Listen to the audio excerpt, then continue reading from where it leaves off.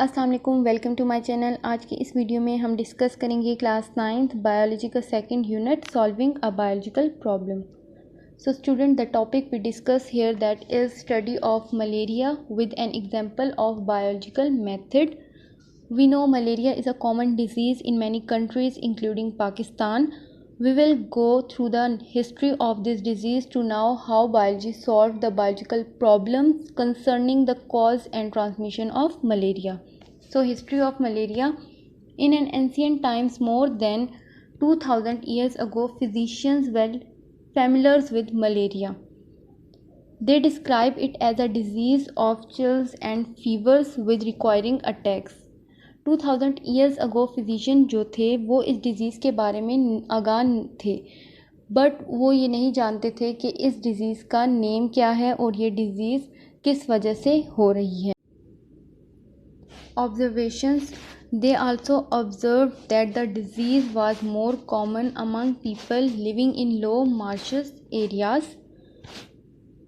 It was thought that the stagnant water of marshes poisoned the air. As a result of breathing in this bad air, people got malaria. मुख्तलिफ़ लोगों ने जब observation की, उन्होंने देखा कि वो लोग जो निचले दलदली मार्शेस एरिया में रहते हैं उनको ये डिज़ीज़ ज़्यादा होती है। वहाँ जो मार्शेस एरिया हैं वहाँ पर जो खड़ा हुआ पानी है वो वहाँ की हवा को पॉइजन्स कर देता था। एज अ रिज़ल्ट क्या होता था, जो लोग वहाँ सांस लेते थे उस बैड एयर में उन्हें मलेरिया हो जाता था।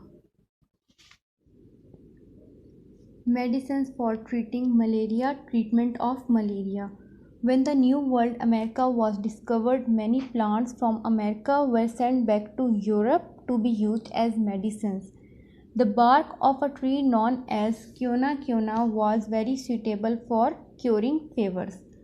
जब 17th सेंचुरीज़ में अमेरिका डिस्कवर हुआ तो डिफरेंट प्लांट्स वगैरह जो हैं अमेरिका से यूरोप भेजे गए उस बीमारी के इलाज के लिए।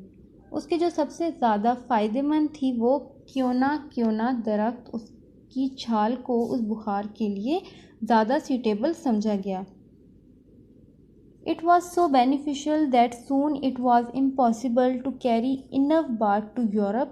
सम dishonest merchant began to substitute the bark of another tree, the cinchona, which closely resembles to quina. This dishonesty proved which valuable for mankind. The cinchona bark was found to be excellent for treating malaria. लेकिन बाद में जब ज़्यादा से ज़्यादा इसकी मांग बढ़ी तो कुछ डिसऑनेस्ट मार्चेंट ने क्या किया, एक और ट्री सिंकोना को उसकी जगह भेजना शुरू कर दिया।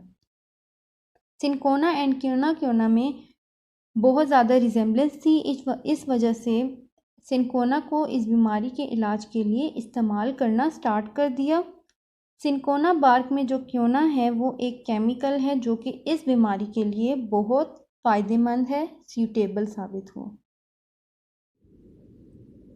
Micro organisms is the cause of malaria.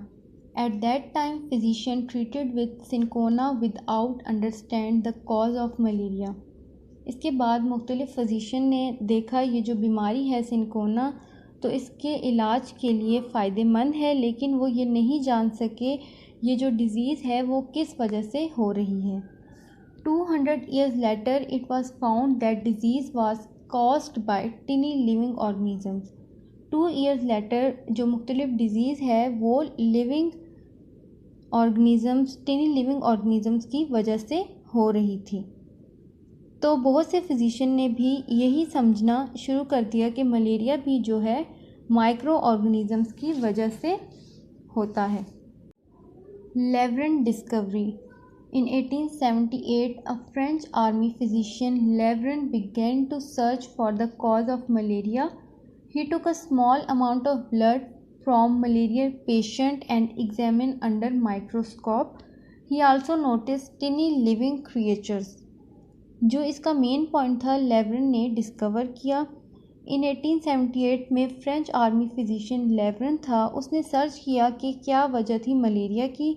उसने क्या किया, जो लोग मलेरियल पेशेंट थे उनका ब्लड लिया और उन्हें माइक्रोस्कोप के अंडर एग्जामिन किया। उसने नोटिस किया कि जो मलेरियल पेशेंट में ब्लड है उसमें कुछ टिनी लिविंग ऑर्गेनिज्म हैं जिसकी वजह से ये बीमारी हो रही थी। 2 years later, another physician saw the same creatures in the blood of another malarial patient. 200 साल बाद जो है वो फिर इसी तरह मलेरियल पेशेंट के जो ब्लड में किसी और फिजिशियन ने भी देखा मुख्तलिफ ऑर्गेनिजम्स को। 3 years after the second discovery, the same creatures were observed for third time. 300 साल बाद इसकी सेकेंड डिस्कवरी के बाद जब दोबारा देखा गया ऐसे ही टिनी ऑर्गेनिजम्स देखे गए मलेरियल पेशेंट के ब्लड में, तो उन्होंने इस ऑर्गेनिजम्स को नेम दिया प्लाज्मोडियम। उस ऑर्गेनिजम्स का नेम प्लाज्मोडियम रख दिया। 11 observations. There are 4 major observations of malaria. First one, malaria and marshy areas have some relations. Malaria and marshy areas दलदली इलाके का आपस में रिलेशन है। Quinine is an effective drugs for treating malaria. Quinine जो है इसके लिए बहुत इफ़ेक्टिव मेडिसिन है। Drinking water of marshes does not cause the malaria, but दलदली इलाकों का पानी पीने से ये बीमारी नहीं होती। Last one, Plasmodium is seen in the blood of malarial patient. जितने भी मलेरियल पेशेंट हैं उनके ब्लड में प्लाज्मोडियम देखा गया। Hypothesis. The hypothesis made in this case was plasmodium is the cause of malaria. Laveran ने ये ऑब्जर्वेशन की, उसके बाद एक फिजिशियन हाइपोथेसिस ने रख दिया इन ऑब्जर्वेशन को देखते हुए कि Plasmodium is the cause of malaria. Scientist does not know whether his hypothesis is true or not, but he accepts it may be true and make deductions.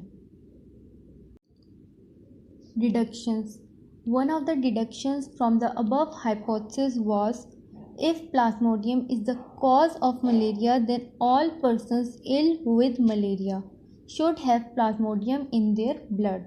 अब इस हाइपोथेसिस को अगर दुरुस्त माना जाए, करेक्ट माना जाए, तो इसकी डिडक्शन क्या हो जाएगी? अगर मलेरिया की वजह प्लाज्मोडियम है, ये तमाम जो मलेरियल पेशेंट हैं उन सब के ब्लड में प्लाज्मोडियम होना चाहिए। Experimentations. The next step was to test the deductions through experiments which were designed as blood of 100 malarial patient was examined under microscope. For the purpose of having a control group, the blood of 100 healthy persons was also examined under microscope. Deductions को proof करने के लिए experiments किए गए। Scientist ने क्या किया, 100 malarial patients के ब्लड लिए और 100 हेल्थी पर्सनस के ब्लड लिए और दोनों ब्लड्स को अंडर माइक्रोस्कोप एग्जामिन किया। बेसिकली एक्सपेरिमेंटेशन में 2 ग्रुप्स दिए जाते हैं, experimental group and control group. Experimental group में वो वेरिएबल रखते हैं जिसको एग्जामिन करना हो और कंट्रोल ग्रुप में हम करेक्ट वेरिएबल को रखते हैं। Result. As a result of experiment show that almost all malarial patient has plasmodium in their blood, while 7 out of 100 healthy persons also had plasmodium in their blood. Now we know that plasmodium in the blood of healthy people was in incubation periods. So जो हमारा malarial patient था वो experimental group था और जो हमारा healthy person था वो कंट्रोल ग्रुप था। जब इनका जो ब्लड लिया गया और अंडर माइक्रोस्कोप एग्जामिन किया गया तो देखा गया तमाम मलेरियल पेशेंट के ब्लड में प्लाज्मोडियम था, लेकिन 100 में से 7 जो थे हेल्थी पर्सन्स उनके ब्लड में भी प्लाज्मोडियम रखा गया।